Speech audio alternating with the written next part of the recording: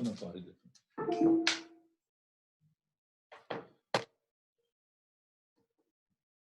सबको भी दे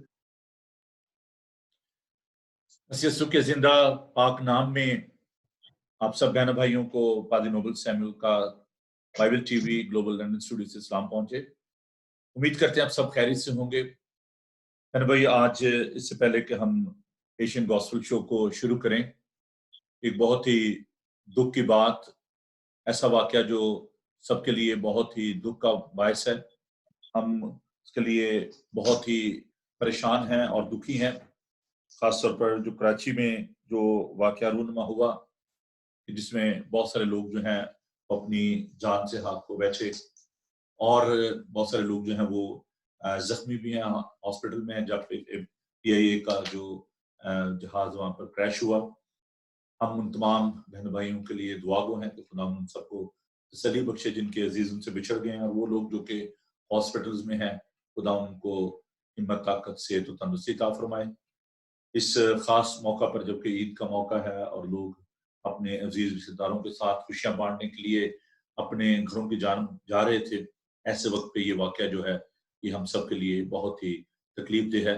हमारी दुआएं आप लोगों के साथ हैं। वो तमाम लोग जो कि इस दुख में शामिल हैं, हम उनके लिए दुआगो हैं, खुदा उन सबके भी साथ हो। आज का जो प्रोग्राम है, इसको शुरू करने से पहले हम चाहेंगे कि हम खुदा से दुआ करें और सारे प्रोग्राम को खुदा के हाथों में दें। आइए दुआ मांगे। खुदा पाक, खुदा तेरे शुक्र, तेरी तारीफ, तेरी हम तेरी सताइश करते हैं कि तू कदूस और पाक है। खुदा हम इस वक्त उन तमाम हमज़दा खानदानों को, जख्मियों को तेरे हुज़ूर याद करते हैं जो क्या खुदा उस जहाज के क्रैश होने की वजह से खुदा अपनी जाने खो बैठे। खुदा हम तमाम उन लोगों के लिए जो कि उनकी मदद कर रहे हैं, डॉक्टर्स के लिए, नर्सिस के लिए, पुलिस के लिए, फायर ब्रिगेड के लिए तेरी मदद चाहते हैं। खुदा तुम सब लोगों के साथ हो। इस प्रोग्राम को खुदा हम तेरे हाथों में देते हैं और फिर खुदा दुआ करते हैं अपने पाकुल से मामूर करना। हमारे दोस्तों के साथ हो, बहनों भाइयों के साथ हो जो कि इस प्रोग्राम को दूर और नजदीक बैठे हुए देख रहे हैं। खुदा उन सबको बड़ी बरकत दे। यीशु के जिंदा जलाली और बाबरकत नाम में, आमीन। मेरा भाई, एक वाकया पिछले दिनों रूनुमा हुआ और वो वाकया ऐसा था कि सब लोग जो है उसके लिए बड़े परेशान थे और बाइबल टीवी ने हस्बे दस्तूर इस प्रोग्राम के वसीले से लोगों के अंदर एक आगाही बख्शी।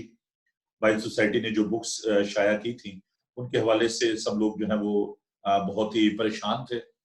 और हमारे ये जो भाई और बहन जिन्होंने इनिशिएटिव लिया और उन कुतब के हवाले से उन्होंने लोगों को भी मोटिवेट किया और by the grace of God उनकी कोशिशों से वो जो किताबें थी जो कंट्रोवर्शियल थी उनकी अशायत तो खैर अभी नहीं रुकी, लेकिन उनकी सेल जो है वो रुक गई है और ये कहा गया कि उनको ऑडिट किया जाएगा। तो हम खुदा का शुक्र अदा करते हैं। और इस वक्त हमारे साथ जो मेहमान इस प्रोग्राम में मौजूद हैं वो किसी भी तारीफ के मोहताज नहीं है। हम उनका तारुफ आपसे करवाना चाहते हैं। बहुत ही वेल नोन स्कॉलर, खुदा उनके बड़े अजीम खादम और खादमा रेवरेंड शकील कंवल और उनकी अहलिया मोहतरमा पादरी गुजाला कंवल हमारे साथ हैं। उनके साथ ही हमारे अजीज दोस्त मिस्टर नज़ीर बरकत साहब जो कि एक बहुत कामयाब बिजनेसमैन है, ना सिर्फ बिजनेसमैन है बल्कि एक बहुत बड़े मैं समझता हूँ कि खुदा उनके इस लिहाज से भी खादम है कि जितने भी कराची में कन्वेंशन या बाकी प्रोग्राम होते हैं उनमें वो पेश होते हैं। और इन दिनों में जबकि कोरोना वायरस की वजह से बहुत सारे घरों में मुश्किलात थी राशन की, तो उन्होंने हमारी चैरिटी जो है सोशल हार्मनी डेवलपमेंट ऑर्गेनाइजेशन उसके साथ मिलकर भरपूर काम किया। हम उनके शुक्रगुजार हैं और आप उनको खुश आमदीद कहते हैं बाइबल टीवी ग्लोबल पे। जी भाई साहब और बाजी साहबा और नज़ीर साहब, आपको बहुत बहुत खुश आमदीद। और हम आपके कामयाब ट्रिप के लिए आपको मुबारकबाद पेश करते हैं कि ये एक खुदा का काम था, एक मिशन था जिसको लेकर आप चले और फिर आपने यहाँ तक मेहनत की कि आप लाहौर गए और वहां पर आपने बाइबल सोसाइटी के जो अरकान थे, बोर्ड मेंबर्स थे और बाकी जो चेयर लीडर्स थे उनके साथ मुलाकात की।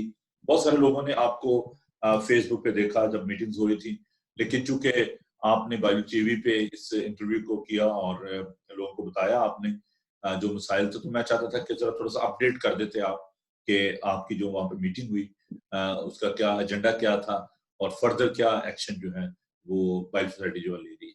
जी, over to you reverend Shafiq sahab. शुक्रिया। सबसे पहले तो मैं आपका भी शुक्रिया अदा करना चाहता हूँ कि इस इशू को प्रोजेक्शन देने में आपके चैनल का भी बड़ा हाथ है, और इंग्लैंड, अमेरिका, कनाडा से जो मुख्तलिफ चैनल्स की सूरत में हमारे इंटरव्यू दे रहे थे, हम उनके भी शुक्रगुजार हैं। लेकिन बहुत सारे लोग इनके अलावा जो शख्सी तौर पर हमें सपोर्ट कर रहे थे और अभी तक सपोर्ट कर रहे हैं, मैं उनका भी शुक्रगुजार हूँ। All over the world different countries से लोग हमारे साथ खड़े हुए थे। हम नाम नाम का शुक्रिया अदा करते हैं, और मुल्क पाकिस्तान के तूलो अर्ज से भी लोग, उन्होंने हिमायत का यकीन दिलाया और इस इशू को हल करने के लिए उन्होंने अपनी खिदमात भी पेश की और अपने शिनाख्ती कार्ड भी भेज दिए कि आप जैसे चाहें इनको इस्तेमाल करें और हमें जहाँ चाहें खड़ा कर सकते हैं आपके साथ हम। नहीं भाई साहब, ये आपकी बड़ी मेहनत है और बड़ी जुर्रत का काम था कि इतने मतलब लोगों में इतने जो हमारे मसीही रहनुमा भी मैं कहता हूँ, पॉलिटिकल लीडर भी थे, लेकिन आप दोनों हस्बैंड वाइफ ने खुदावंद का काम समझते हुए और एक चैलेंज समझते हुए इसको कबूल किया और आपने दिन रात मेहनत की। अजी गुजाला साहब, मैं आपसे ही पूछना चाहूंगा कि इतनी सारी रिस्पॉन्सिबिलिटीज हैं फैमिली की, और मैं देख रहा था कि आप शाना बशाना आप इस काम में शामिल थी, और ना सिर्फ कराची में बल्कि आपने अपना टाइम निकाला और आप कराची गई और आपने भरपूर तरीके से इस काम में साथ दिया। तो अभी आपकी क्या फीलिंग्स हैं? थैंक यू वेरी मच, और तमाम देखने वाले ईमानदारों को, साथियों को यीशु मसीह के अजीम जलाली और बाबरकत नाम में मेरा सलाम पहुंचे। देखिए, जहाँ बाइबल की बात आती है और बाइबल की सदाकत और हुर्मत की बात आती है, हम उन ईमानदारों के, उन शहीदों के कर्ज ख्वाह हैं जिन्होंने अपनी जिंदगियां इस कलाम की हिफाजत करते हुए, इस कलाम को दूसरों तक पहुंचाते हुए, कलाम की मनाती करते हुए, जिन्होंने जामे शहादत तो नोश कर लिया लेकिन वो अपने ईमान से नहीं हटे। उन तमाम लोगों के, अबाए कलीसिया के जितने बुजुर्ग हैं, हम पर कर्ज है उनका कि ये उन्होंने ईमान की दौड़ अच्छी लड़ी, उस अच्छी कुश्ती को लड़ा और दयानतदारी से ये कलाम उस सच्चाई के साथ, उस सदाकत के साथ, उस हिफाजत के साथ ना सिर्फ किताबी सूरत में और अमली सूरत में, हक ईमान की सूरत में हम तक पहुंचाया। आज ये खजाना अगर हमारे हाथों में है तो इसमें बुजुर्गों की मेहनत शामिल है, इसमें बुजुर्गों का खून पसीना शामिल है। तो आज अगर हमारे पास ये कलाम बिल्कुल हूबहू बिल्कुल असल हालत में, सच्चाई की हालत में पहुंचा है, तो अब ये हम पर फर्ज है कि अब अपनी नस्लों को ये कलाम उसी तरह आगे पहुंचाएं।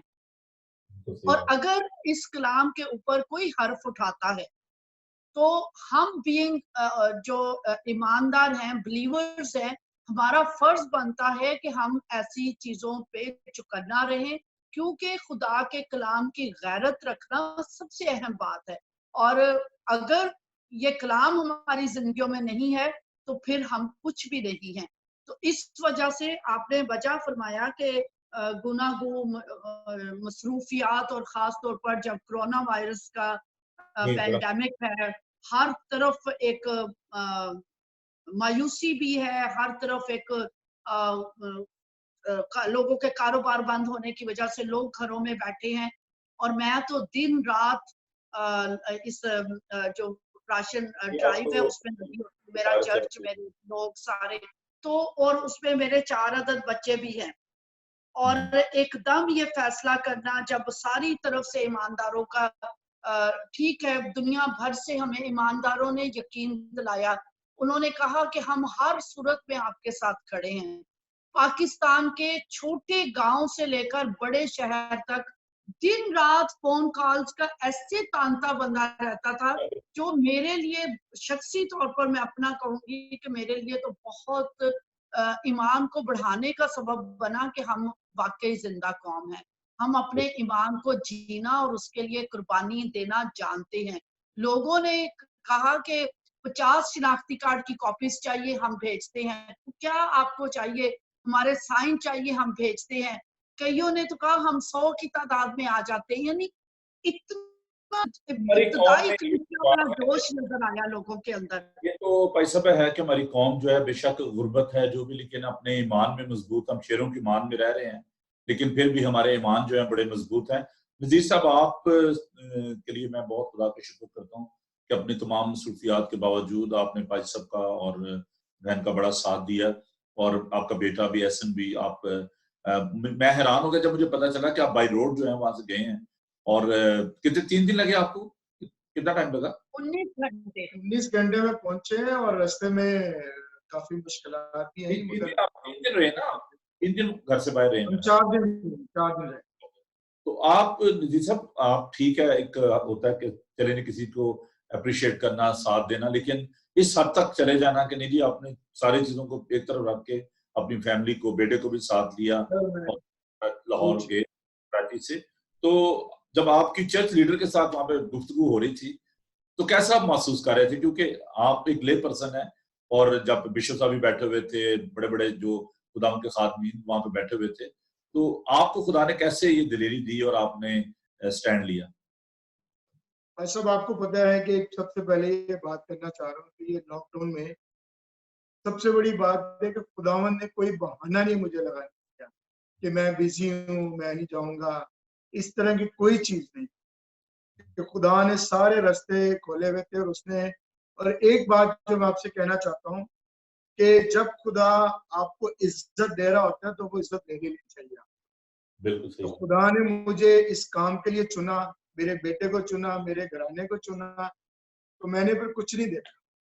फिर हमने बाय रोड चले गए और हम 19 से 20 घंटे में पहुंचे हैं। मेरे लाइफ का पहली दफा है कि मैंने बाय रोड गया हूँ, तो मैं आज तक कभी बाय रोड गया ही नहीं। मैं हमेशा, मेरी कोशिश होती है कि मैं बाय एयर जाऊं, घंटे 2 घंटे में पहुंचूं और सेम डे वापस आ जाऊं। मैं लाहौर, इस्लामाबाद बहुत दफा गया हूँ, मगर मैं सेम डे वापस आता रहा हूँ।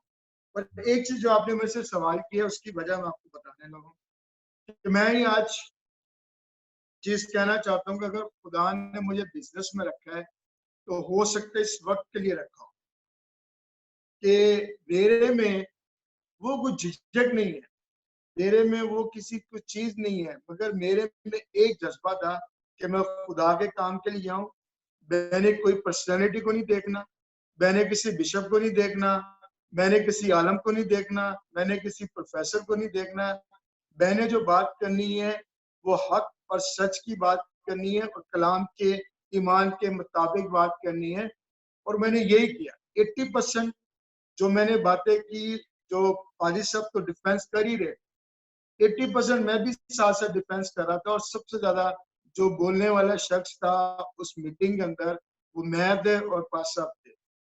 तो कई चीजों पे मैंने बहुत ज्यादा। आपका कैसा तजर्बा रहा उस मीटिंग का? क्योंकि देखें, मैं समझता हूँ कि आप भी, आपके वो दोस्त हैं, कॉमन फ्रेंड्स हैं सारे, डॉक्टर लियाकत साहब, और इसके अलावा बिशप साहब भी वहाँ पे मौजूद थे, बाकी भी दोस्त अहबाब थे। तो सम टाइम होता है कि इंसान कहता है कि चलें जी, थोड़ा सा जो पंजाबी का हाथ थोड़ा रख लो कोई ऐसी बात ना की जाए जिससे हर्ट हो। तो आपको इतनी दिलेरी और इतना जो आपने वहां पे जाके स्टैंड लिया और कंप्रोमाइज नहीं किया, और आपने कहा नहीं जी ये बुक्स जो हैं ये बैन करें, तो कैसे आपने इनको टैकल किया ये सारी चीजें? सर, मैं बताता हूँ, जब हम हफ्ते की रात को पहुंचे, संडे को सुबह हमारी चर्च में पास साहब का मैसेज था, तो हम चर्च में बैठे हुए सुबह सर्विस अटेंड करने के लिए गए थे। तो मैं पीछे बैठ के दुआ कर रहा था और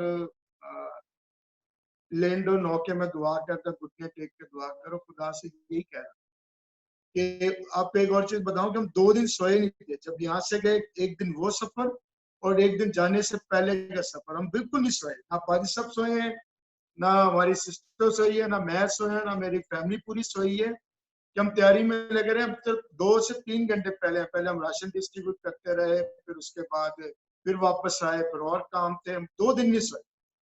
मुझे जब सुबह में उठे तो मुझे माइग्रेन पेन शुरू हो जाते, जब मैं आराम नहीं करता तो मेरे साथ ये सालों साल से प्रॉब्लम है। रेस्ट नहीं करता तो मुझे पेन शुरू हो जाती है, हेडेक पेन शुरू हो जाती है।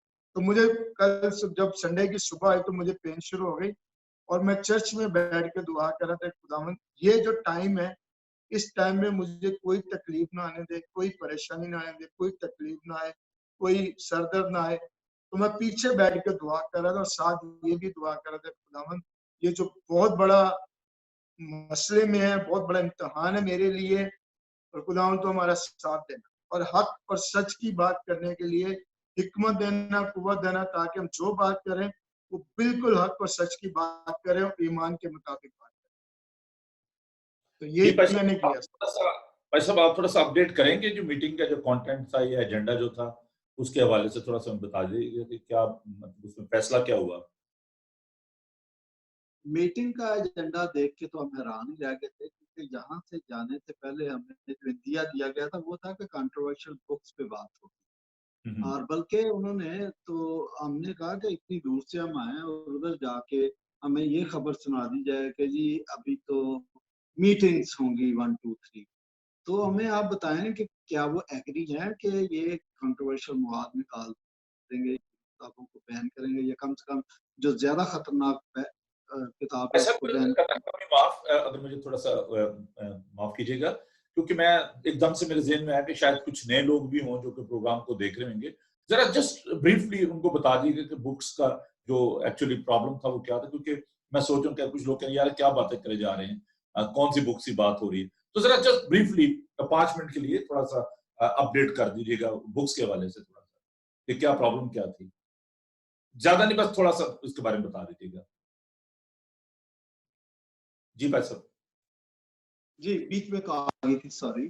पाकिस्तान बाइबल सोसाइटी अनारकली ने 3 मुतनाज़ा किताबें छापी थी, जिनके अंदर खतरनाक मवाद था जो एंटी क्रिश्चियन था, क्रिश्चियन ईमान के खिलाफ था। तो जी। हमारे नोटिस में जब ये आया तो 3-4 साल पहले ही हमने जनाब चेयरमैन बाइबल सोसाइटी से बात की, जनाब एंथनी लैम्बेल साहब से बात की, और जनाब पादरी अजहर साहब से बात की जो कि मौजूदा जनरल सेक्रेटरी हैं, और इसी तरह मुख्तलिफ शख्सियात से, एफडीए कॉलेज के जो वाइस प्रिंसिपल है तारिक वारिस, उनके पास भी हमारे नुमाइंदे पहुंचे और हमारे नुमाइंदे पर्सनली बाइबल सोसाइटी के ऑफिस भी गए, लेकिन हमारी ये बात को सुना नहीं गया, हमारे एतराज को सीरियस नहीं किया गया। और फिर करते करते जब मेरे सब्र का पैमाना लबरेज हुआ, उस वक्त जब नजीर साहब ने अपने किसी दोस्त के जरिए उनको कॉल करवाई तो आगे से जवाब मिला, एक ही तो बंदा है जिसको इतराज है पाकिस्तान में, बाकी किसी को तो कोई इतराज ही नहीं है। तो ये बात फिर मेरे लिए बड़ी तशवीशनाक थी। फिर मैंने कहा अच्छा ठीक है जी, देख लेते हैं कि मैं अकेला हूँ या मेरे साथ कुछ लोग हैं। फिर आपने देख लिया कि पूरी दुनिया से और मुल्क पाकिस्तान से लोग इस काज में हमारे साथ खड़े थे। तो जो लाहौर में फिर मसालहती कमेटी, जिसको बाद में फादर इमानुएल आसी साहब ने कहा कि मुझे याद आ गया यरूशलेम काउंसिल और कलीसिया जो बाला खाने में थी, तो आज की मीटिंग मुझे कुछ वैसी लग रही है। तो मैंने कहा फिर इसको काउंसिल का नाम दिया जाए, ताकि, और अगर काउंसिल का नाम दे दिया सब एग्री करके कि ये सजेशन ठीक है, तो फिर मैंने कहा हमें एहसास करना होगा, जिम्मेदारी से देखना होगा और अपने ईमान का बेहतरीन मुजाहरा करना होगा इसको काउंसिल समझ के। बिल्कुल। तो खैर बहरहाल गर्मा गर्म बहस थी, हॉट डिस्कशन हुई उसमें। मुझे भी कहा गया कि जी आपने पादरी साहबान के खिलाफ या भाई आप आला ओहदेदारान के खिलाफ के बारे में आपने बातें की हैं, उनकी इज्जत को नुकसान पहुंचा तो आप माफ। तो मैंने कहा मैंने किसी शख्सियत के खिलाफ कुछ नहीं कहा, मेरा मसला ये किताब है मुद्दत वही कलाम मुक़द्दस और दूसरी 2 किताब। मैंने इनके बारे में कहा नहीं आप फिर माफ़ी माँगे या अपने अल्फाज वापस लें या फिर कोई ऐसा सबूत दें कि आपने जो कहा इनको फंडिंग हुई है, तो उस फंडिंग से ये किताब छपी है तो फिर इसका प्रूफ दें। तो लजीज साहब भी फिर अपसेट हुए, ये खड़े हो गए, तो इन्होंने भी बड़े गुस्से से फिर उनको कहा कि आप अपना बोझ उतार के तो कादी शफीक के गले में डालना चाहते हैं, ये तो हमारा एजेंडा नहीं है, हमारा एजेंडा तो मुतनाज़ा किताबें हैं। तो फिर मैंने भी कहा कि अच्छा जी आपको प्रूफ, जब बार बार ये बात करते थे कि इस बात का प्रूफ दें जो आपने कहा, तो मैंने कहा फिर मैंने तो पहले ही कहा था कि JIT बना दी जाए तो सारे प्रूफ सामने आ जाएंगे। JIT वाली बात से सबने कहा कि नहीं आप ये बात ना करें, जब आपने इसको काउंसिल का नाम दे दिया तो फिर JIT इससे बड़ी नहीं होती, ये JIT से बढ़कर ईमानदारी के साथ काम करें। और बहरहाल उसका जो रिजल्ट निकला उससे हमें वाकई समझ आ गई कि JIT शायद इतना बेहतर रिजल्ट ना दे सकती। हम एक एग्रीमेंट पे पहुंचे और वो एग्रीमेंट क्या था कि बाइबल सोसाइटी के अहदेदारों ने ये तस्लीम कर लिया कि इस जिम्मेदारी को कबूल कर लिया कि इसके अंदर नेग्लिजेंस हुई है और इसमें ऐसा कंट्रोवर्शियल मवाद है जो कि हमारे कल्चर और ईमान के खिलाफ है, इसको आगे नहीं जाना। तो फिर उन्होंने ये भी कहा कि हम इस मवाद को, इस कंटेंट को, जो नापसंदीदा कंटेंट है, इसको इन किताबों से एडिट कर देंगे, निकाल देंगे, इनकी इस्लाह कर देंगे। और जब तक ये रीप्रिंट नहीं हो जाती इनकी सेल बंद होगी और हम शॉप्स से वो किताबें भी उठा लेंगे। ये हमारी बात। तो इस पे हमारा पूरा वफद फिर एग्री कर गया है, बल्कि पूरी काउंसिल दोनों जानब से जो शख्सियात आई थी, जो बड़ी कद्दावर शख्सियात थी, सब एग्री करके, तो जाहिर है फिर हमें भी एग्री करना चाहिए था। हमारा तो मुतालबा यही था। जब मुतालबे को मंजूर कर लिया गया तो हमने कहा ठीक है। फिर उसके बाद मुश्तरका एलामिया जारी किया गया जिसमें डॉक्टर लियाकत कैसर साहब ने एक स्पीच दी और एक स्पीच मैंने दी, जिसमें हमने वो जो टर्म्स एंड कंडीशन तय हुई थी उनको बयान।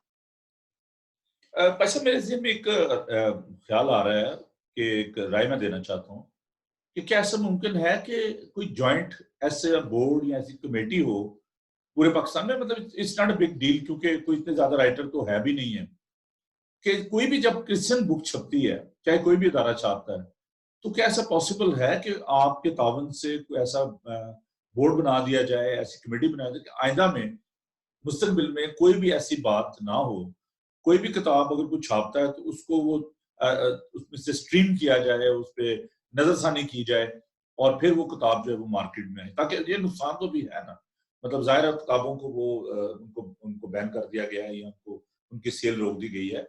In future is it possible कि अगर आप सब लोग मिलकर कोई ऐसा एक बना लें, कमेटी बना लें, जिसको जितने भी हमारी प्रिंटिंग जैसे मसीह शाहिद खाना है या बाकी लोग हैं, वो उस बात पे मुत्फिक हों कि हाँ जी, वो तो खैर अदारा खुद उनके पास भी एडिटर मौजूद होंगे, लेकिन ऐसे जो लोग हैं जो जब वो किताब को लाते हैं मार्केट में तो उसको जरूर जो है उसमें से गुजारा जो सारे सिस्टम में से तब वो मार्केट में आए।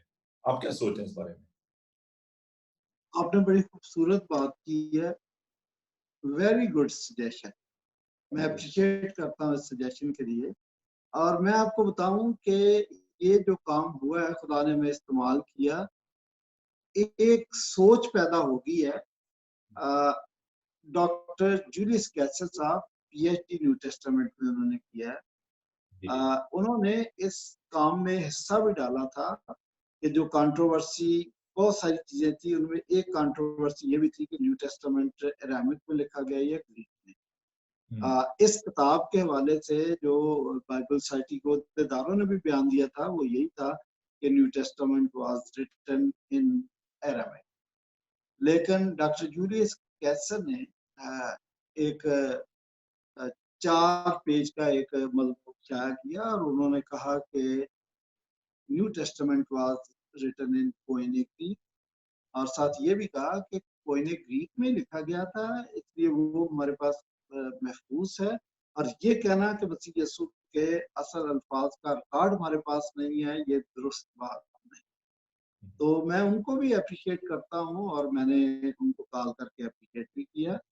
बहरहाल मैंने भी जो सेकंड वीडियो डाली थी उसमें मैंने बताया 5 मॉडर्न स्कॉलर्स, जिसमें एफ ब्रूस और ब्रूस मेट्जिगर और 3 दूसरे, उनके नाम बताए कि ये स्कॉलर्स ये कहते हैं कि new testament was written in Koinic. तो ये गलतफहमी उनको बड़ी बरकत दी है। आप 3 मास्टर्स किए हुए हैं आपने? मैंने 5 मास्टर्स किए हुए हैं आपने। और मैं समझता हूँ कि ये जो सेंसर बोर्ड वाली जो बात है, देखिए फिल्मों के लिए, बाकी चीजों के लिए सेंसर बोर्ड पाकिस्तान में मौजूद है और उनकी सेंसरशिप के बगैर कोई फिल्म जो है, वो कोई ऐसा ड्रामा जो है वो ब्रॉडकास्ट नहीं हो सकता, टेलीकास्ट नहीं हो सकता, कोई फिल्म जो है वो रिलीज नहीं हो सकती। तो अगर आप लोग जो हैं, मैं समझता हूँ बिशप साहबान और बाकी जो लोग जो हैं, वो किसी भी जो भी उनके स्कॉलर्स हैं, अगर कोई ऐसा एक बोर्ड बन जाए, सेंसर बोर्ड, जो कि ऐसी किताबों को छापने से पहले उनका रिव्यू करे और फिर उनको सर्टिफिकेट इशू किया जाए कि ठीक है जी, ये किताब जो है ये बिब्लिकल बेस्ड है और उसको कोई कंट्रोवर्सी नहीं है। तो मैं समझता हूँ कि जिन लोगों के दरमियान हम रह रहे हैं, ये एक बहुत बड़ा एक काम होगा और आइंदा के लिए ऐसी कंट्रोवर्सी जो है, ऐसा झगड़ा जो है वो नहीं होगा। तो मेरी तो मतलब ये मैं यही कह रहा था। डॉक्टर जूलियस कैसर साहब ने मुझे कहा कि हम चाहते हैं कि एक ऐसी ऑर्गेनाइजेशन बन जाए जो इस किस्म की कंट्रोवर्सीज को हल करे, और हम कोशिश कर रहे हैं और आपको भी उसमें बुलाएंगे। मसला ये है कि मुझे नहीं पता कि मेरी जात से इन बिशप साहबान को, क्लर्जी को क्या मसला है, क्या उनके दिल में खौफ है, मुझे नहीं पता। Best reasons known to them. Otherwise जहाँ तक मेरी जात का ताल्लुक है, मैं अपनी खदमात के लिए हाजिर हूँ। और हमारा तो दोनों मियाँ बीवी का, बल्कि 4 बच्चे भी साथ है, सबका, पूरी फैमिली का काम ही यही है कि हमने अपने आप को खुदा की खिदमत के लिए कर दिया है, मखसूस कर दिया है। हम तो कोई और काम ही नहीं करते, हम तो 24 घंटे खुदा का काम ही करते हैं। और उसका आपने देख लिया कि ये उसका सबूत है जो कुछ हुआ, ये उसका सबूत है कि हम खुदा को प्यार करने वाले खुदा को अप्रिशिएट करते हैं और आपको सलाम पेश करते हैं कि आपने इतना बड़ा काम किया है और बड़े स्मूथली इसको हैंडल किया है। आप लोगों ने अपना टाइम दिया है और अपना आपने वहां पे जाके उनके साथ बातचीत की है। एंड आई बिलीव कि table talk is the best solution. Negotiate करना और डायलॉग जो है, ये बजाय कि आप कम्युनिकेशन अगर नहीं है, आप किसी बात नहीं करेंगे, तो उसका आपको फायदा नहीं है। और मैं समझता हूँ कि आपने बड़ी अक्लमंदी के साथ और बड़ी फहम फरासत के साथ आपने इस काम को सरंजाम दिया है। तो नज़ीर साहब, आप क्या मैसेज देना चाहते हैं जो हमारे व्यूवर्स हैं और जिन्होंने बड़ा सराहा आपके काम को, तो आज इस इंटरव्यू के, इस प्रोग्राम के हवाले से आप उनको क्या पैगाम जो देना चाहते हैं? सर, आपकी बात को ही आगे बढ़ाते हुए कि बोर्ड बनना चाहिए। ये इतने सालों से कोई इनको रोकने टोकने वाला नहीं था, जो इनकी मन मर्जी थी ये करते रहते थे। लेकिन और इसी की वजह ये है कि 3 साल लगे इन तक पहुंचने में। तो अगर बोर्ड बना होता तो ये फटाफट काम इतना डिले ना होता और इतने लोगों को तकलीफ भी ना होती, इतनी परेशानी भी ना होती जो पूरे वर्ल्ड में लोगों को हुई है। तो बल्कि आप इस बात पे लिखें, बाइबल कॉलेज में, बाइबल सोसाइटी को लिखें कि भाई आप इस तरह का बोर्ड बनाएं ताकि नेक्स्ट टाइम कोई भी ऐसा कदम ना उठाए और ये किसी के ईमान को ठेस ना पहुंचे। और ये बहुत जरूरी है बात। लेकिन अब तो चलो, पास साहब थे, इन्होंने कर ली, हमने स्ट्रगल कर लिया और इस काम को बखूबी तरीके से कंप्लीट कर लिया। मगर हम आने वाली हमारी जनरेशन जो है ना, इस तरह पता नहीं कर पाएगी या नहीं कर पाएगी। इसलिए बहुत आपकी इस बात को आगे बढ़ाते हुए मैं चाहूंगा कि एसन, क्योंकि आपके साथ गए थे, और अगर थोड़ी देर आप एसन को टाइम दे दें, रिप्लेस करें, तो मैं एसन से बात करना चाहता हूँ कि से बात करें, बिल्कुल प्लीज टाइम दें थोड़ा सा, तो फिर मैं बाजी साहब से भी बात करूंगा इस बारे में। Ehsan, welcome to Asian gospel show. सलाम, कैसे हो आप? ठीक हो? शुक्र है खुदा का, आप बताएं। कावड़ उतरी आपकी? थकावट उतर गई है मैंने कहा इतना सफर करने के बाद? हाँ, बिल्कुल। उसके बाद अगले दिन उठ के आपको पता है जो ऑफिस के काम है और दूसरे काम है वो भी कंप्लीट किए जो पेंडिंग। ऐसे ना आप डैडी के साथ और भाई साहब के साथ, भाजी के साथ आप गए, लाहौर गए, तो जब उन्होंने आपको कहा कि जी हमने इस काम के लिए जाना है, तो क्या सोचा आपने? क्योंकि एक तो होता है ना कि चले जी सैर करने के लिए जा रहे हैं या किसी और बिजनेस मीटिंग के लिए जा रहे हैं, तो शायद और कोई नौजवान तो कहता है जी it's none of my business, why I should go there, मुझे क्या पड़ी है, मैं इतना सफर करता हूँ। पहले दिन से ही मैंने निकलते हुए ये कहा था कि हमने किसी शख्सियत को तरजीह नहीं देनी, हमने डिफेंड करना है तो खुदा के कलाम को करना। और दूसरी बात मैंने ये कही थी कि और अगर किसी शख्सियत को आपने अपनी जिंदगी में तरजीह देनी है तो वो यीशु मसीह की जो शख्सियत है। ऐसे जरा मैं अपने बारे में बताइए कि आप यूनिवर्सिटी में भी स्टडी कर रहे हैं या कंप्लीट कर लिया आपने? मेरा लास्ट सेमेस्टर है, ये लॉकडाउन की वजह से ऑनलाइन क्या एग्जाम्स हों जैसी क्या ये स्टडी कर रहे हैं? मैंने BCM? बिजनेस एडमिनिस्ट्रेशन की है। अच्छा अच्छा।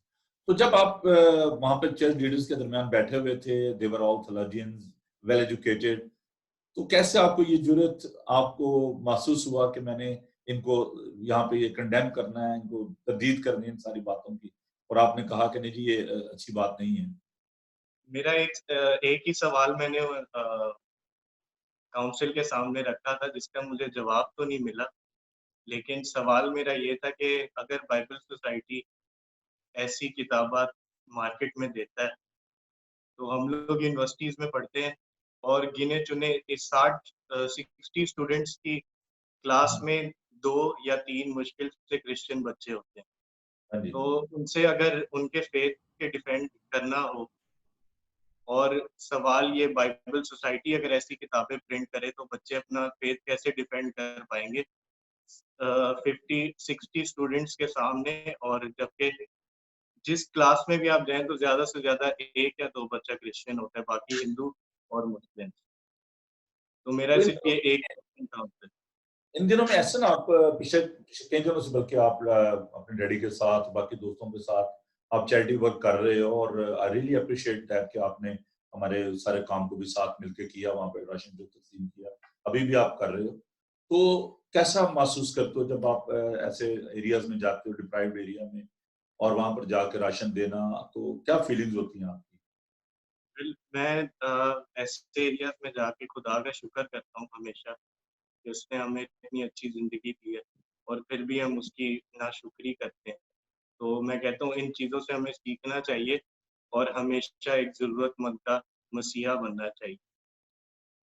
तो क्या आप नौजवानों को क्या पैगाम देना चाहते हैं जो आपको भी यूरोप में बैठे हुए, बाकी जगहों पे, अमेरिका, कनाडा में आपको देख रहे हैं, सुन रहे हैं, उन नौजवान बच्चों को जिनको ये तजर्बा नहीं है पाकिस्तान का कि कैसे गरीब लोग जो वहाँ पे रह रहे हैं, जो हमारे स्लम्स हैं, बस्तियां हैं, वहाँ पे जो नौजवानों के पास खाने के लिए नहीं है, अच्छा लिबास नहीं है, इक्वल जैसे आप बता रहे हैं कि very limited students in the universities, there is no equal opportunities, क्या मैसेज आप देना चाहते हो ऐसे हालात में नौजवान क्रिश्चियन बच्चों को, नौजवानों को? मैसेज मेरा नौजवानों को सिर्फ ये है एक कि ज़रूरी यहाँ के लोगों को रीच करें और उनको एजुकेट करें ताकि फ्यूचर में एक क्रिश्चियन लीडर भी हो जो यूथ की तरफ से और उनको गाइडेंस देने वाला हो। आप समझते हैं ताकि कि पाकिस्तान में क्रिश्चियन लीडर्स की कमी है? लीडर्स तो बहुत है लेकिन सही राह दिखाने वाला अभी तक मुझे कोई जो यूथ को प्रोग्राम्स भी होते हैं। मैंने तो एक चीज ये भी कही थी कि चर्चिस को एम्प्लॉयमेंट और स्पिरिचुअल गाइडेंस देनी चाहिए क्योंकि एम्प्लॉयमेंट सबसे पहले बंदा अपने गवर्नमेंट से तवक्को करता है, उसके बाद अपने चर्चिस से करता है। सही बात है। एक थैंक पूरा यू। प्रॉपर हर चर्च का बोर्ड होना चाहिए जो लिस्ट बनाए कि कौन सा हमारा कलीसिया का मेंबर कौन सी कंपनी में काम करता है और जो उनका फ्रेश ग्रेजुएट हो उसको अपॉर्चुनिटीज दें कि वो उससे अवेल कर सके। ऐसे में क्या आप करना चाहते हो फ्यूचर में? What is your vision for the Christian community, अपनी कौम के लिए, अपने लोगों के लिए क्या विजन है आपका? Because the Bible says where there is no vision people will perish. लोग जहां रोया नहीं होती, लोग बेकैद होते हैं, हलाक होते हैं। तो क्या आपका क्या विजन है अपने लोगों के लिए? मेरा मेरा विजन आगे ये है कि जैसे मुस्लिम कंट्री में रह के हम माइनॉरिटी हो के मेजॉरिटी पे हमको रूल करना चाहिए। माइनॉरिटी ऐसे होगी तो मेजॉरिटी पे रूल कर सकती है, ऐसे होगी तो कभी भी नहीं कर सकती। सही बात, यूनिटी की जरूरत है। थैंक यू बाजी। आप एसएम की बातें सुन के थोड़ा सा मुस्कुरा रहे थे, एक नौजवान के पैशन को, उसके विजन को सुन के, तो आप क्या रिफ्लेक्शन इस पे करना चाह रहे हो, क्या आप फील करते हो? आप उनके साथ जाते हो राशन तकसीम करने के लिए, और कैसा महसूस करते हो? एसएम की बातों से क्या आप नतीजा अखज़ कर रहे हो? असल में मुझे खुशी हो रही है कि ये नौजवान है और बहुत अच्छा इसने जवानी में ही एक अच्छी लाइन अडॉप्ट की है, इसकी सोच अच्छी है। मैं तमाम देखने वाले ईमानदारों को, नाजरीन को भी बताना चाहूंगी कि इस काउंसिल में जहाँ इतने बुजुर्ग और इतने जय्यद आलम और नामवर खुदा के खुदाम बैठे थे, तो उसमें 3 नौजवान भी थे, जिसमें एक एहसन नजीर था, एक नौजवान उभरता हुआ अपोलोजिस्ट है, पादरी साहब का स्टूडेंट है, थॉमस मसीह जो के 2 मुसलमान उलमा से डिबेट भी कर चुका है। फिर तीसरा एक नौजवान आमर खादम था, जो कि वो भी सीटीए का मेंबर है और वो हमारा मीडिया प्रोड्यूसर भी है। ये आधी आधी रात को वो पादी साहब की डिबेट्स रिकॉर्ड करते हैं, वीडियोस बनाते। ये उन तमाम बुजुर्गों में ये 3 नौजवान थे और इन तीनों नौजवानों ने पूरी जो काउंसिल थी उसको ऐसे अपनी उसमें लिया, शहर में लिया। इस बच्चे ने एक क्वेश्चन किया कि हम यूनिवर्सिटीज में अपने ईमान को कैसे दिफा कर सकते हैं जब आप ऐसा करेंगे। फिर जब फाइनेंस की बात हो रही थी, दूसरे नौजवान ने उठ के कहा कि इस पे JIT बननी चाहिए, जॉइंट इन्वेस्टिगेशन टीम बननी चाहिए, ताकि हम अपने फाइनेंस को भी क्लियर कर सकें और अपनी अकाउंटेबिलिटी। और तीसरे नौजवान ने जब इस बात पे बात हुई, जो थॉमस मसीह है, कि जो बाइबल में इस मोतबही किताब में जो सफा नंबर 127 में लिखा है कि 3 लाख गलतियां हैं न्यू टेस्टामेंट में, तो उस पर वो जो टेक्सचुअल क्रिटिसिज्म और उसकी बात, उस बच्चे ने पूरी काउंसिल को टेक्सचुअल क्रिटिसिज्म पढ़ा दी और उसको तमाम जो कदीम नुस्खे हैं उनके नाम पता थे, सब कुछ एट वेरी यंग एज। तो और वो 2 डिबेट्स कर चुका मौलवियों के साथ। तो इस काउंसिल में 3 नौजवान थे जो यूनिकनेस थी और एक वाहिद खातून भी थी जो मैं थी। तो मैं शुक्र करती हूँ कि हमें अपने नौजवानों को ये बहुत खुश थे, बाहर वापस आके कह रहे थे कि आपने तो हमें ऐसी जगहों पे बिठा दिया कि इतने बड़े बड़े उलमा के बीच में हम बैठे, हमें एक इतना बड़ा तजर्बा गेन करने का खुदा ने गोल्डन चांस दिया। तो ये हम लोगों की जिम्मेदारी कि हमने अपनी जो नौजवान नस्ल तैयार करनी है, उसमें मुताले का शौक पैदा करना है, उसमें चैलेंजेस को एक्सेप्ट करने का और उस पर ओवरकम करने का हमने टैलेंट पैदा करना है। और जैसा आप देखते हैं, ये बच्चा जब मेरे साथ मसाजिद में जाके राशन तकसीम करना, ब्लाइंड्स में, ट्रांसजेंडर्स में, डिसेबल्स में, मैं गाइड करती हूँ इसको। और ये अच्छा बात है कि ये डरता नहीं है, वरना लोग कहते अच्छा मस्जिद में कैसे हम जाएंगे। ये उलमा के साथ वहां खड़े होके, तो हमें अपने नौजवानों को तैयार करना है। Praise the Lord. बहुत शुक्रिया जी आपका। बड़ी मैं समझता हूँ कि बहुत बड़ी ज़रूरत का काम है और बड़ी डेडिकेशन है आप लोगों की, और मैं समझता हूँ कि हम जो हज़ारों मील दूर बैठे हुए हैं इन कंट्रीज़ में, और जब आप लोगों के काम को देखते हैं तो मैं बहुत एप्रिशिएट करता हूँ। और ये जो बात अभी एहसन फरमा रहे थे कि लीडरशिप का बड़ा फुकदान है। मैं पाजी शफीक साहब अभी एक और 2 इश्यू बल्कि अभी चल रहे हैं। एक अभी थोड़ी देर पहले प्रोग्राम मैंने किया है यूसीएच का, कि आपको पता है कि उसके लीज का प्रॉब्लम चल रहा था, मेरी भी बात हो रही थी, इंटरव्यू किया मैंने उनका, डॉक्टर साहब का भी और आशिफ साहब का। तो बड़ी अच्छी गुफ्तगू हुई उनसे, और वो भी इस बात के लिए बड़े ख्वाहिशमंद है कि लोग बाहर जो बैठे हुए हैं वो उनका साथ दें और हॉस्पिटल को बचाया जाए और उसकी जो जरूरत है उनको पूरा किया जाए। अभी गुजरांवाला सेमिनरी का एक बहुत बड़ा मसला बना हुआ है लीडरशिप का, और वहां पर जो नौजवान है उनकी ईमेल्स मुझे आ रहे हैं कि भाई साहब सेमिनरी जो है वो एज पे है, और वहां पे जो कंट्रोवर्सी एक चल रही है, टेंशन चल रही है लोगों के दरमियान। तो भाई साहब, मेरा जो क्वेश्चन है वो ये है कि आप जैसे ज़हीन लोग, दानिश्वर लोग जो वहां पे बैठे हुए हैं, ऐसे जो हमारे इदारे हैं, मैं हॉस्पिटल की बात कर रहा हूँ, बाइबल सोसाइटी की बात कर रहा हूँ, गुजरावाला सेमिनरी की बात कर रहा हूँ, हमारे लिए ये बड़ी दुख की बात है कि वहां पे, अब देखिए पौलुस रसूल के कहते हैं कि तुम नुकसान उठाना क्यों पसंद नहीं करते। तो हम जब ये सारी बातें वहां से सुनते हैं, तो यहाँ पे जो लोग हमारे साथ हैं उनको बड़ा दुख होता है। आप क्या सोचते हैं, कुछ ऐसा हो सकता है कि ये जो अदारे हैं, जो बहुत ही सेंसिटिव अदारे हैं और बड़े ही हमारे खूबसूरत अदारे हैं, इनको बचाने के लिए क्या आपके ज़हन में तजवीज़ है? मैं भी गुजरात सेमिनरी की आपको एग्जांपल दे रहा हूँ, क्योंकि जो प्रिंसिपल है 1 साल से वो अमेरिका गई हुई हैं। सेमिनरी का बुरा हाल है, पैसा उनके पास नहीं है, आपस में जो फैकल्टी है उनके आपस में कोई कम्युनिकेशन नहीं है। अब एक ऐसा अदारा भाई साहब जिन्होंने पादरी साहबान को तरबियत देनी है, अगर जो टीचर हैं वो आपस में बात नहीं कर रहे हैं, कम्युनिकेशन नहीं है, हम उनको क्या एग्जाम्पल दे रहे हैं, क्या लीडर हम पैदा कर रहे हैं? आप इसके बारे में क्या बताना पसंद फरमाएंगे, क्या इसका सोल्यूशन है? It's very painful. आप दोनों में से कोई भी जो मैं भी इस पे बात करना चाहूंगी, पहले पादी साहब का। भाई साहब प्लीज आप। ये जो इश्यू आपने उठाया, ये इंतहाई अफसोसनाक बात जी। है कि पाकिस्तान की तारीख के अंदर क्रिश्चियन जो चर्च है, चर्च ने अपने आप को मैच्योर साबित नहीं, हालांकि वो समझते हैं कि हम बड़े मैच्योर हैं, लेकिन ये सिर्फ एक अदारे की बात नहीं, आप एक सेमिनरी की बात कर रहे हैं। बहुत सारे चर्चेस के अंदर, डायसेस के अंदर, चर्च ऑफ पाकिस्तान के अंदर ये क्राइसिस बहुत देर से चल रहा है। डायसेस ऑफ कराची में 20 साल से क्राइसिस चल रहा है, जो अभी तक खत्म नहीं हुआ। और फिर जो आला अहदेदार हैं उनके कान पर जूं भी नहीं जीती कि यहाँ पर इशू है तो इस इशू को हल किया जाए। इसी तरह डायसेस ऑफ रायमंड में भी प्रॉब्लम चल रही है। तो मुख्तलिफ जगह, हाँ, सियालकोट डायसेस में भी प्रॉब्लम चल रही है। तो 3 डायसेस में तो इस वक्त क्राइसिस चल रहा है। और देखें, एक मखसूस टोला, मुझे माफ कर दीजिएगा, फिर मेरे पे एतराज हो जाता है जी, ये लफ्ज पिछली दफा कह रहे थे इन्होंने पंगा। हम एक ही कश्ती के सवार हैं, करें।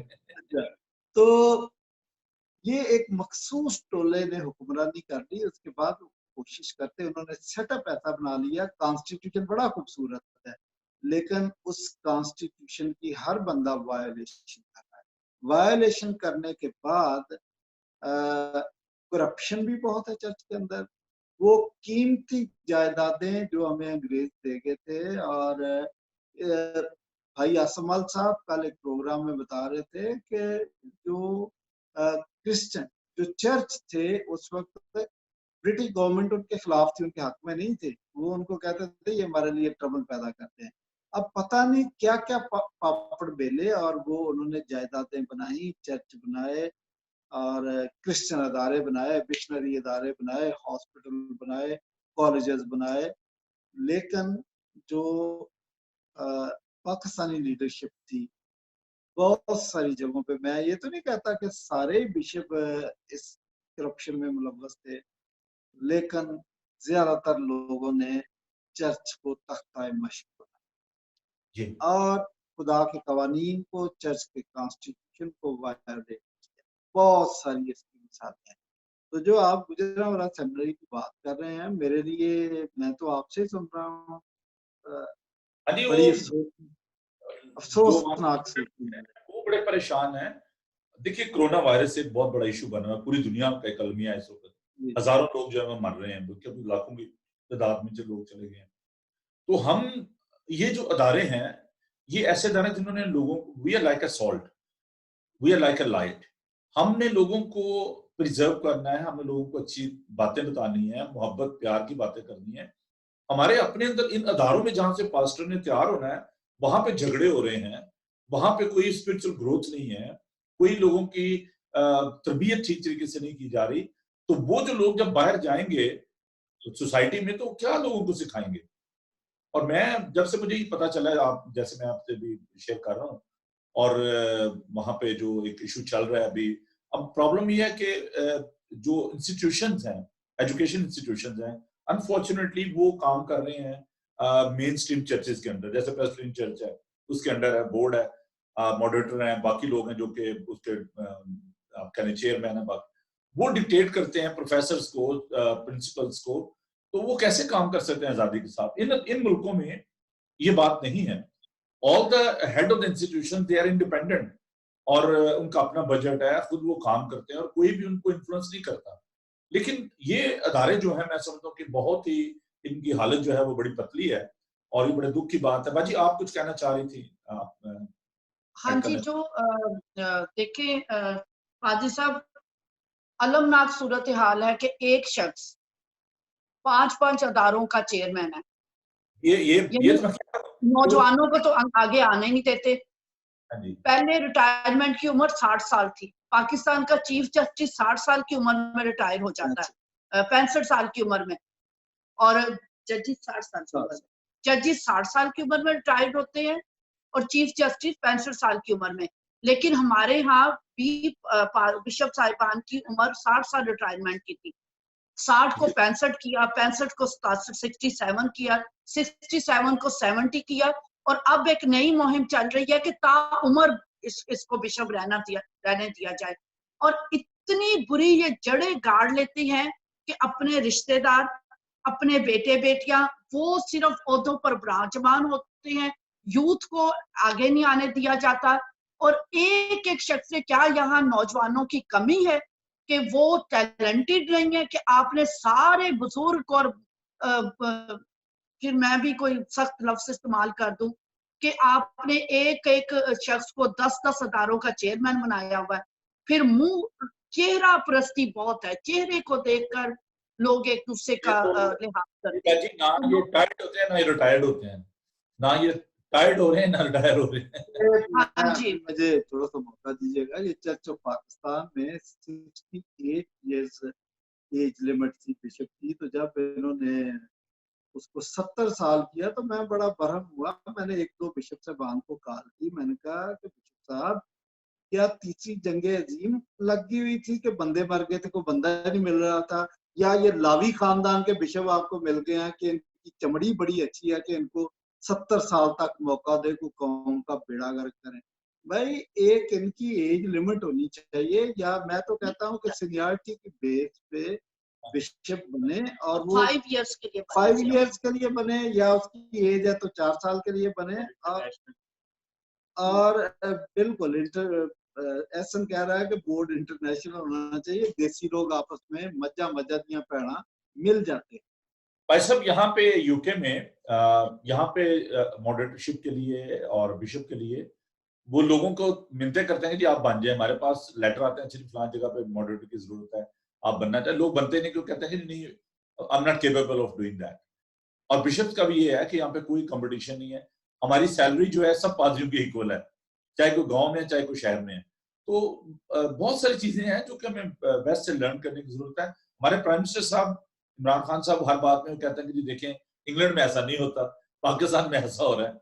तो मैं समझता हूँ कि जो भी लीडर्स हैं उनको सीखना चाहिए, अच्छी बातें सीखना चाहिए, अडॉप्ट करनी चाहिए। तो मैं बहुत ही शुक्रगुजार हूँ आपका कि आपने, क्योंकि पाकिस्तान में भी खासा वक्त हो गया और आप लोगों ने अपना टाइम दिया है, और ऐसे थैंक यू आपका, भाई साहब आपका भी, और भाई साहब आपका भी। लेकिन ये काम जो है ये चलना चाहिए आगे, और हमें जरूरत है आप जैसे जो टीचर्स हैं वो आए और खुदा का पाक कलाम जो है पेश करें, क्योंकि देखें सिर्फ बातें कर देने से कोई फायदा नहीं है। आपने प्रैक्टिकली इनिशिएटिव लिया, आपने लोगों के दरमियान जाकर इस बात के लिए स्टैंड लिया, काम किया, और उसका रिजल्ट जो है वो नाज़रीन आपके सामने है कि इन्होंने अपना दिन रात जो है एक करके और उस सारे मसले को सुलझाया। अदरवाइज जो बाकी जो वहाँ पे जो थियोलॉजियन थे, जो बिशप साहबान थे, वो तो सो रहे थे। उनको इस बात से कोई नहीं था कि अच्छा जी किताबें छप गई हैं, इसका क्या नुकसान होगा और क्या इंप्रेशन लोग लेंगे, नॉन क्रिश्चियन के दरमियान इसका क्या रिजल्ट निकलेगा। सो दे वर ऑल क्वाइट। लेकिन इन्होंने इस काम का बेड़ा उठाया और इन्होंने इतनी रात दिन कोशिश करके इस मसले को हल किया है। और मैं समझता हूँ कि ये बड़े ही तारीफ के मुस्तहिक हैं और हम इनके शुक्रगुजार हैं और खुदा से दुआ गो हैं कि पाजिल साहब को, उनके ख़ानदान को और नज़ीर साहब को, उनके घराने को खुदा बड़ी बरकत दे। और हमारी दुआ जो है वो उन लीडर्स के लिए भी है, उन अदारों के लिए भी है, बाइबल सोसाइटी के लिए, FGA चर्च के लिए, उनके लीडर्स के लिए कि खुदा उनको बरकत दे और आप सबको भी खुदा बड़ी बरकत दे। थैंक यू वेरी मच आपका, खुदा आप सबके साथ हो। तो मैं भाई साहब ये चाहूँगा कि आप शुक्रगुजारी की दुआ में हमारी रहनुमाई फरमा दें और ख़ासतौर हमारे चैनल के लिए भी आप दुआ कीजिएगा और इस सारे काम के लिए आप खुदा की शुक्रगुजारी कीजिए और आइंदा के लिए जो भी खुदावन की मर्जी है, इरादा है, वो खुदावन आपकी ज़िंदगी में पूरा करे, हम सबको बरकत दे। जी जी भाई साहब। आसमानी बाप, हम तेरा शुक्र, तेरी तारीफ तमजीद करते हैं, तेरे नाम को मुबारक कहते हैं। तेरी पाक मर्जी के मुताबिक ये मुमकिन हुआ कि हम भाई नोबल सैमुअल के साथ मिलकर ये गुफ्तगू कर सकें और मुल्क पाकिस्तान में जो चर्च की और इसके मुख्तलिफ अदारों की सूरत हाल है और दिगर कुछ सूरत हाल है उस पर बातचीत कर सकें। खुदावंद, हम जानते हैं कि हमारे पास ये ताकत नहीं है और तेरी हिकमत और अपने ईमान के मुताबिक खुदावंद हम आगे चलते हैं। खुदावंद, हम जानते हैं कि सारी सूरत हाल में तूने हमारी मदद की और ख़ासकर बाइबल सोसाइटी के उस इशू में जो 3 मुतनाज़ किताबें थी, तूने हमारी मदद की, हमें कामयाबी दी और बाइबल सोसाइटी ने तस्लीम किया कि इन 3 किताबों में मुतनाज़ मवाद मौजूद है और उन्होंने उन किताबों को, उनकी शायद को और सेल को साफ नहीं रोका और वो इसको एडिट के लिए पूरा करने के लिए तैयार हो। तेरा शुक्र करते हैं। और इसी तरह मुल्क पाकिस्तान में मुख्तलिफ सेमिनरीज, मुख्तलिफ अदारों, चर्चेस, डायसिस के बारे में भी जो सूरत हाल थी, हमने उस पर बात की। हम सारी सूरत हाल को हम तेरे सामने रखते हैं। जो काम हम नहीं कर सकते, खुदावंद तू अपना कभी हाथ बढ़ा और खुदावंद इस सिचुएशन में इंटरवीन कर, हमारी मदद कर और चर्च को पाक कर, ताकि खुदावंद तेरे लोग आज़ादी से रह सकें, आज़ादी से तेरी इबादत कर सकें और तेरी बादशाहत को वसी कर सकें। खुदावंद इस चैनल के लिए भी और पादरी नोबल सैमुअल साहब के लिए भी बरकत सलाम जाते हैं और जो लोग हमारी आवाज को सुन रहे हैं, इस प्रोग्राम को वाच कर रहे हैं, ये प्रोग्राम उनके लिए भी बाइस बरकत ठहरे। मसीह यीशु के अजीम व जलाल नाम से आमीन। थैंक यू वेरी मच नाज़रीन, आपको प्रोग्राम कैसा लगा जरूर हमें अपनी राय से आगाह कीजिएगा और हम उम्मीद करते हैं कि आप आइंदा भी हमारा साथ देंगे। Keep watching Bible TV global. God bless you. खुदा आप सबके साथ आपको बड़ी बरकत दे। थैंक यू जी आपका। खुदा आपके साथ।